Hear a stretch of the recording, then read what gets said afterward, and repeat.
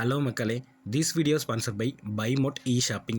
இந்த ஆப்பில் வீட்டுக்கு தேவையான ப்ராடக்ட்ஸ் எல்லாமே ஆன்லைன்லேயே பர்ச்சேஸ் பண்ணிக்கலாம்.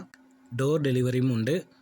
ஆப் லிங்க் டிஸ்கிரிப்ஷனில் இருக்குது, மறக்காமல் செக் பண்ணி பாருங்கள். வாங்க வீடியோக்குள்ளே போகலாம். ரத்தன் டாடா தான். காரில் வேகமாக சென்று சாகசம் செய்வது, காதல் தோல்வி, வாழ்க்கையை மகிழ்ச்சியாக வாழ்வது என தோழா படத்தில் வரும் நாகார்ஜுனாவுக்கும் ரத்தன் டாடாவுக்கும் பல ஒற்றுமைகள் இருப்பதை நாம் உன்னிப்பாக பார்த்தால் கவனிக்க முடியும். இந்தியாவின் மிக நீண்ட பாரம்பரியம் கொண்ட டாடா குடும்பத்தின் வாரிசான ரத்தன் டாடாவின் தனிமனித வருவாய் இந்தியாவின் நம்பர் 1 பணக்காரரான முகேஷ் அம்பானியை விட அதிகம் என புள்ளி விவரங்கள் கூறுகின்றன. ஆனால் எந்த ஒரு பணக்காரர்களின் பட்டியலிலும் ரத்தன் டாடாவின் பெயர் வருவதே இல்லை. ஏன் எப்போதும் பட்டியலில் வராத பணக்காரராக ரத்தன் டாடா இருந்து வருகிறார் என்பதற்கான விடையை அறிந்து கொள்ள முதலில் ரத்தன் டாடா யார் என்பதை தெரிந்து கொள்வது அவசியமாகிறது. 1937ஆம் ஆண்டு டிசம்பர் 28ஆம் தேதி சூரத்தில் பிறந்தார் ரத்தன் டாடா.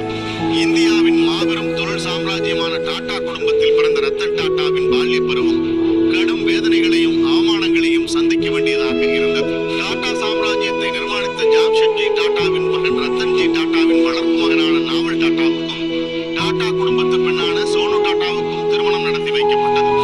அந்த தம்பதிக்கு பிறந்தவரே ரத்தன் டாடா. தந்தை நாவல் டாடாவுக்கும் தாய் சோனு டாடாவுக்கும் இடையே அடிக்கடி சண்டைகள் ஏற்படுவதை தினந்தோறும் பார்த்து ரத்தன் டாடா கடும் வேதனை அடைந்தார். பெற்றோர் இருவரும் சண்டை போடாமல் இருக்க வேண்டும் என அவர் எவ்வளவோ முயற்சிகளை செய்து பார்த்தார். ஆனால் அது எதுவுமே பலனளிக்கவில்லை. ரத்தன் டாடாவுக்கு 10 வயதாக இருக்கும் போது அவரது பெற்றோர் இருவரும் பிரிந்து சென்றனர். அதனை ரத்தன் டாடாவால் ஏற்றுக்கொள்ள முடியவில்லை. இது அவர் மனதில் ஆறாத ரணத்தை ஏற்படுத்தியது.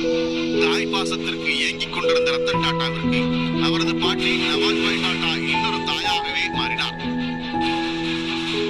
பாட்டியின் மடி அவருக்கு தனது சோகத்தை எல்லாம் இறக்கி வைக்கும் புகலிடமாக அமைந்தது. பாட்டியின் அரவணைப்பில் வளர்ந்து கொண்டிருந்த ரத்தன் டாடா மும்பை மற்றும் ஷிம்லாவில் பள்ளி படிப்பை முடித்தார். கல்லூரியில் எந்த துறையை தேர்ந்தெடுப்பது என கேள்வி எழுந்தபோது கட்டடக்கலையை ரத்தன் டாடா தனது தேர்வாக முன்வைத்தார். குடும்ப தொழிலிலிருந்து ஒதுங்கி ஒரு வெற்றிகரமான கட்டடக் கலைஞராக ஆக வேண்டும் என்பதே அப்போது ரத்தன் டாடாவின் எண்ணமாக இருந்தது. ஆனால் அவரது விருப்பத்திற்கு தந்தை நாவல் டாடா முட்டுக்கட்டை போட்டார். சிறு வயதிலிருந்தே இருவருக்கும் எந்த விஷயத்திலும்